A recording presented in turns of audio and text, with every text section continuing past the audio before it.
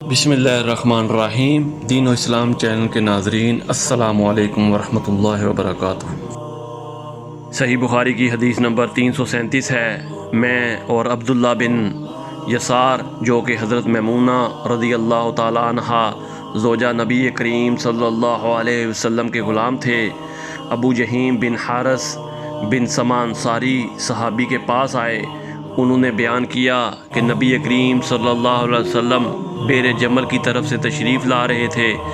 رستے میں ایک شخص نے آپ کو سلام کیا، یعنی خود اسی ابو جہیم نے، لیکن آپ صلی اللہ علیہ وسلم نے جواب نہیں دیا۔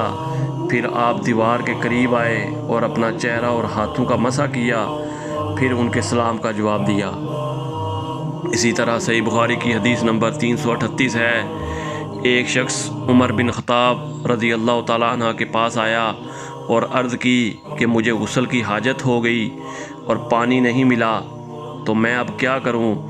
اس پر عمار بن یاسر رضی اللہ تعالیٰ عنہ نے حضرت عمر بن خطاب رضی اللہ تعالیٰ عنہ سے کہا، کیا آپ کو یاد نہیں جب میں اور آپ سفر میں تھے، ہم دونوں جنبی ہو گئے، آپ نے تو نماز نہیں پڑھی، لیکن میں نے زمین پر لوٹ پوٹ لیا اور نماز پڑھ لی۔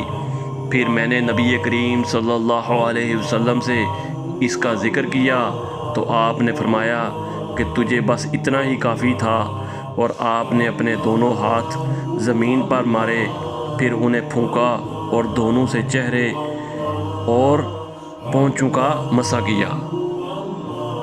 قرآن و حدیث کی تعلیمات کے لیے دین و اسلام چینل کو سبسکرائب کریں۔ جزاک اللہ خیر۔